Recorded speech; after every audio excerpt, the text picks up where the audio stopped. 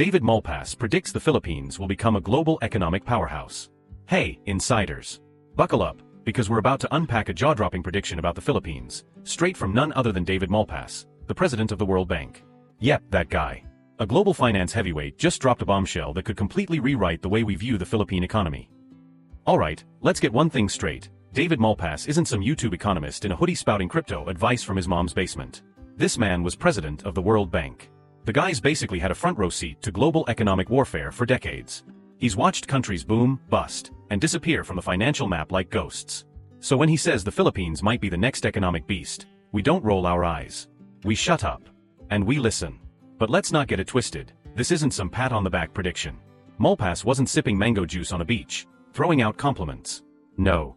This was a warning dressed up as an opportunity. And if we're not paying attention, we deserve what's coming.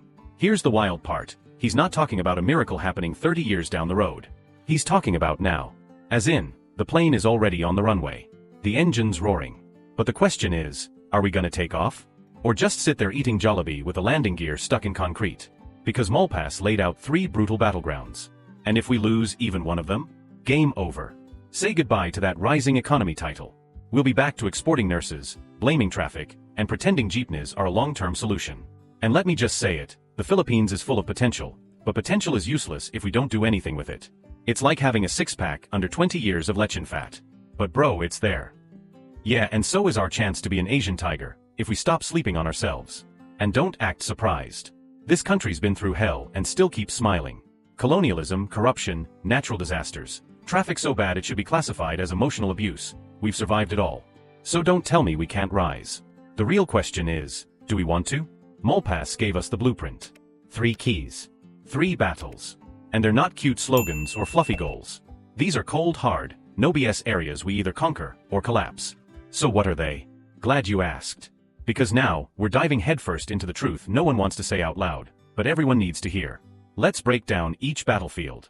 One by one. And spoiler alert, it's gonna get uncomfortable. Number 1.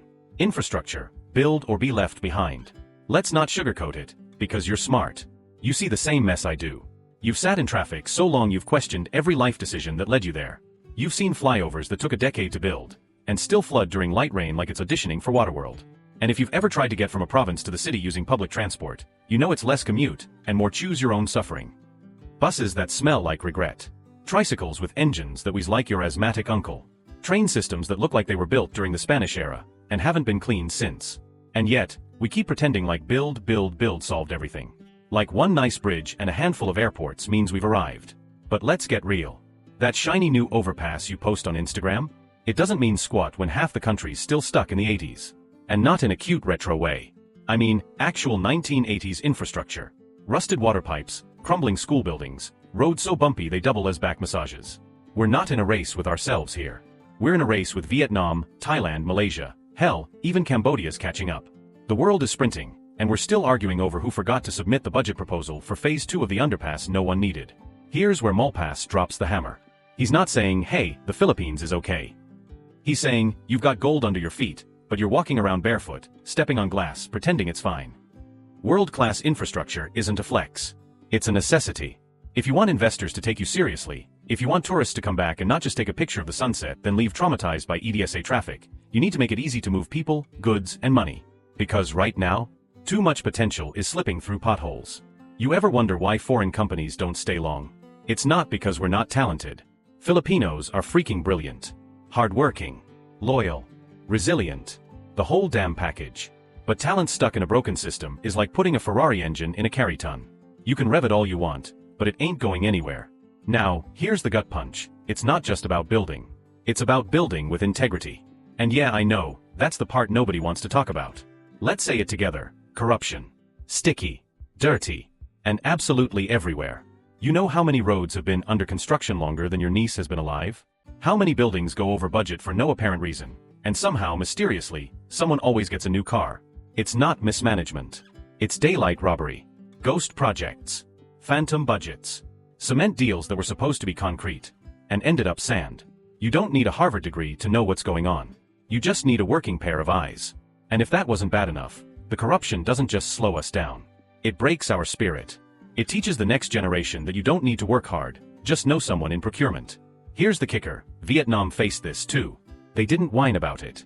They cleaned house. They didn't just build highways for show, they built systems that connected farmers to factories, fishers to markets, students to schools, entrepreneurs to global supply chains. You know what that creates? Explosive growth. Vietnam isn't perfect, but you know what they've got? Momentum. And momentum is a hell of a drug. Meanwhile, we've got great announcements and slow execution. We cut ribbons, pose for photos, and forget to actually finish the project.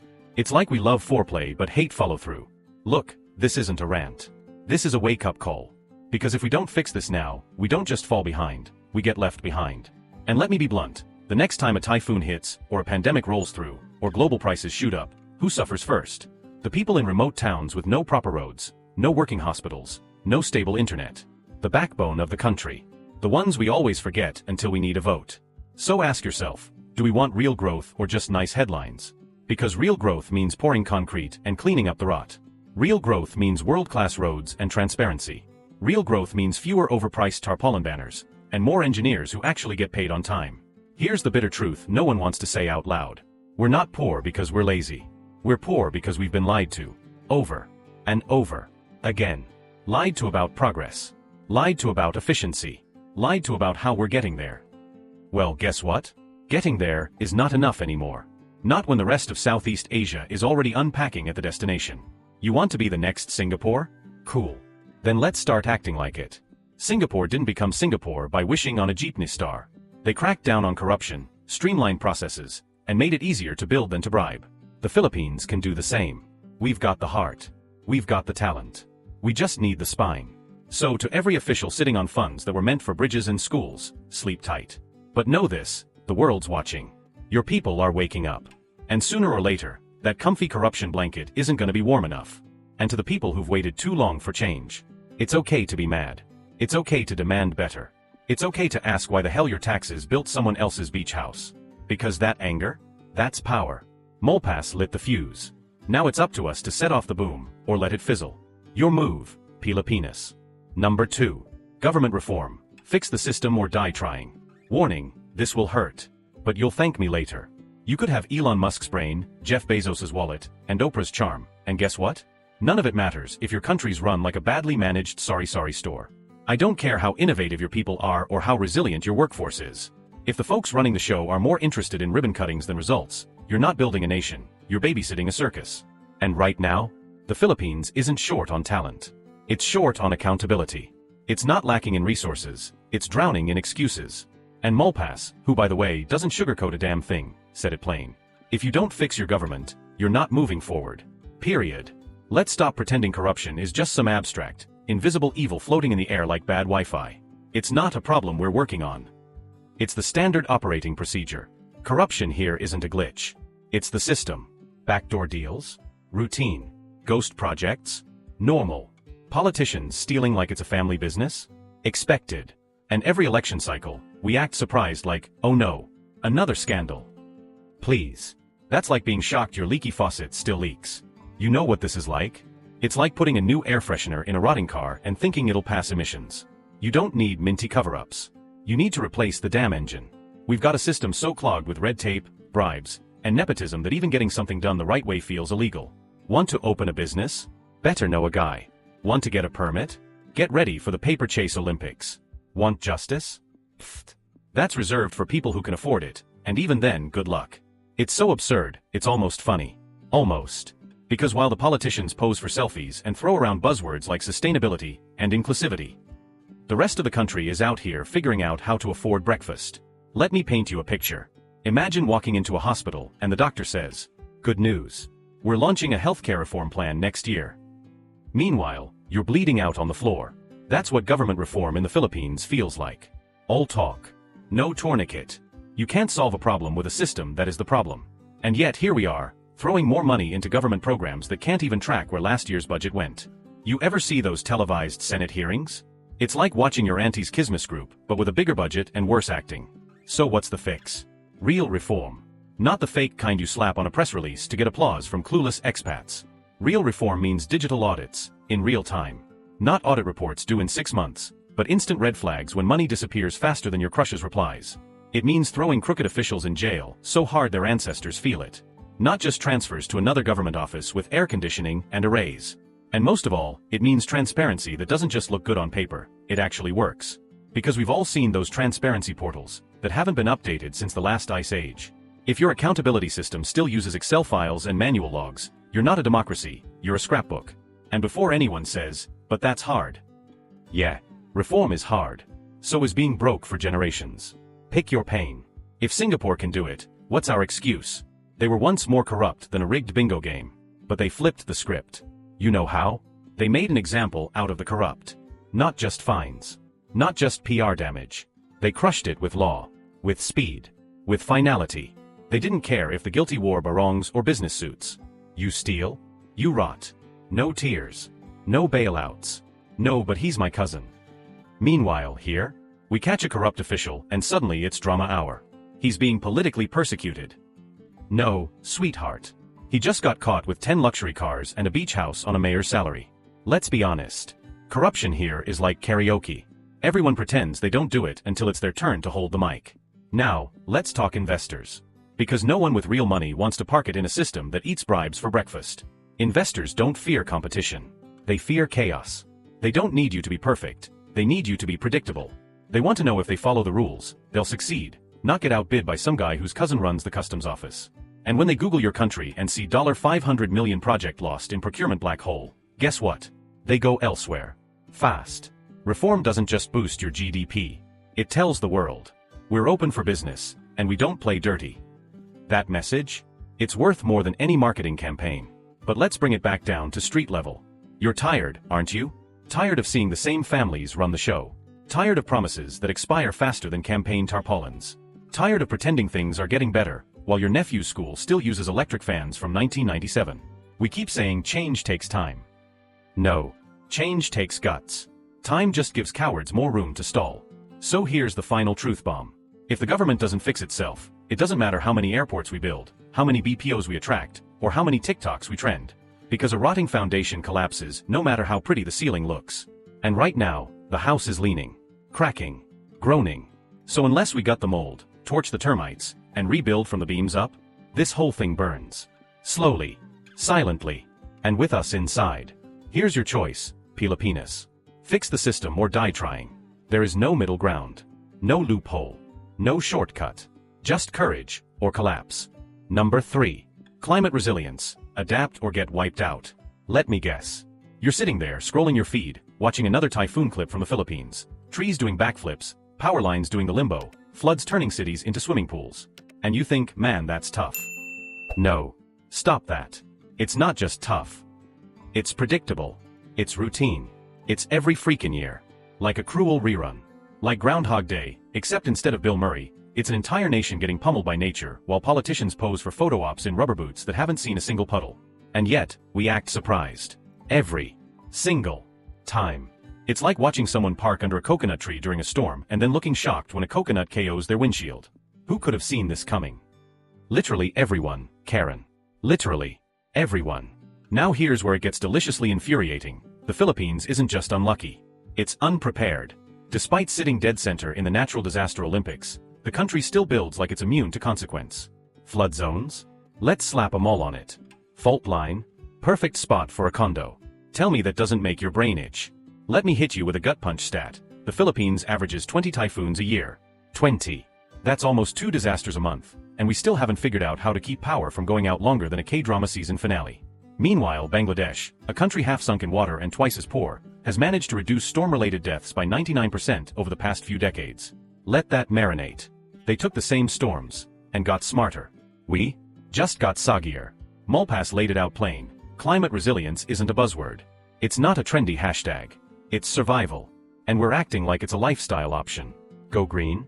Maybe next term. Disaster-proof homes? Too expensive.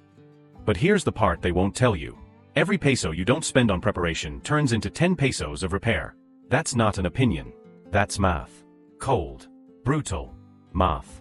It's like skipping oil changes to save money, then being shocked when your engine explodes in the middle of EDSA. That's not frugality. That's stupidity. Let's talk infrastructure. You know what happens when a superstorm hits Tokyo? Some trees fall, trains get delayed, People apologize to each other and move on. When it hits Metro Manila, electricity gone, internet gone, water gone. Half the country turns into Atlantis, minus the magic. Why? Because we build like we're playing Jenga in a wind tunnel. We patch potholes with band-aids. We build drainage with the structural integrity of wet paper. We plan for sunny days in a country where sunshine is basically a rumor. But here's the kicker. This isn't just about saving lives. This is about making money. Yes, money. Peso. Dollar. Yen. The stuff that makes the world go round and your landlord slightly less angry. Green energy? It's not for hippies anymore. It's for billionaires. It's where the real cash lives now. Solar farms. Wind grids. Ecotech startups. Investors are throwing money at this like it's Bitcoin in 2017. Meanwhile, the Philippines? Still arguing whether to phase out plastic straws. You want to talk missed opportunity? We're sitting on the edge of the Pacific Ring of Fire, surrounded by ocean, hit with more sunlight than a lizard basking on a beach chair, and yet we import coal like it's a love language. Vietnam, a country that also gets slapped around by storms, is now a solar superstar. Bangladesh, which most people can't even find on a map, is exporting resilience strategies to the world. And here we are, waiting for foreign aid like it's Christmas. Want a curiosity loop? Fine. Here it is. What do Singapore, Denmark, and Costa Rica have in common? They turned climate strategy into global influence. Into power. Singapore, once a swamp with ambition, now uses every raindrop like it's liquid gold. They recycle water better than your toxic ex-recycles excuses. Denmark? Wind energy powerhouse. Quietly making the rest of us look like cavemen with torches. Costa Rica? Almost 100% of its electricity is renewable. Yes, they have volcanoes. And yes, they're using them to power homes. That's what you call flipping the script. The Philippines? Still debating whether to plant trees with every Miss Earth winner. Here's the plot twist. We don't lack brains. We lack backbone. We don't lack resources. We lack resolve. And until we stop treating climate policy like a party platform and start treating it like a battle plan, we'll stay stuck. Not behind. Not late. Obsolete. We'll keep rebuilding the same roads, same bridges, same communities after every storm, like a cruel version of Lego. And here's the most damning part. If you're waiting for someone else to fix this, you're part of the problem. If you're sitting around blaming the government while using a gas guzzler and refusing to sort your trash, guess what? You're the government. At least the part that refuses to grow up. Here's your fast food burger insight wrapped in a 5-star bun. Sustainability isn't a hippie dream. It's a security policy. Green energy isn't a vibe. It's a business model. Climate proofing isn't optional. It's the price of existing. Every nation that gets it isn't just surviving. They're thriving. They're attracting investors, inventing tech, creating jobs, and most importantly, they're not drowning every time the sky sneezes. Now, let me ask you something uncomfortable. Do you really think the next generation's gonna thank us? Thanks for the TikToks, lol. Sorry about the floods and food shortages. This isn't a guilt trip. It's a call out. We're not tired. We're numb. We're not poor. We're mismanaged. We're not unlucky. We're unprepared. So stop waiting for nature to negotiate. It never has. It never will. Either we adapt, or we get wiped out. Not by a big disaster, but by 1,000 little ones that chip away at us, year after year, storm after storm, until we're just a memory with a good beach. And if you think this sounds harsh, good. It's meant to be. Because nothing changes if no one gets uncomfortable. Now go. Share this. Tag someone. Comment below.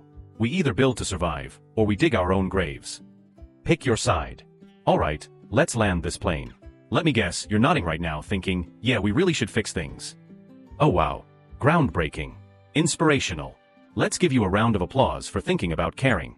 Spoiler alert, thought without action is just intellectual masturbation. Let's break this down again in case you were too busy scrolling TikTok during the first half. Build actual infrastructure. Not those papier-mâché bridges that collapse faster than your willpower during a midnight sale. Clean up government rot. Not with memes or hashtags, but by actually holding leaders accountable. Yes, even the ones you voted for because they were charismatic. Embrace climate resilience. Not because Greta said so, but because your house might actually float away next monsoon. Now let's talk about the part no one likes, follow-through. The Philippines has talent spilling out of its ears. It's got beaches that look photoshopped, resources that can fuel innovation, and people with grit so strong they make concrete jealous. But here's the ugly truth. We also have the attention span of a squirrel on espresso and a national habit of treating long-term solutions like side quests. We love starting the race. We hate running the marathon. Oh look, a cleanup drive. Then nothing. Oh wow, solar energy's trending. And then we forget, again. You know what kills countries? Not war. Not poverty. Complacency. You can't manifest a better nation while binge-watching teleseries and reposting Save the Earth quotes with filters. David Malpass believes in the Philippines? Cute. Belief without execution is just prayer without hustle. And last I checked, prayers don't build seawalls or stop landslides. So here's the final slap. Will the Philippines rise, or keep hitting snooze until the water's at its neck? Because at this point, it's not about what we can do. It's what we refuse to do that'll drown us. Now be honest, what's stopping us? Laziness? Denial? Or the fact that no one's yelling this in our face? Well, I just did. Drop this in the comments if you're done sugarcoating. We've got the tools. Time to stop using them as props. You in?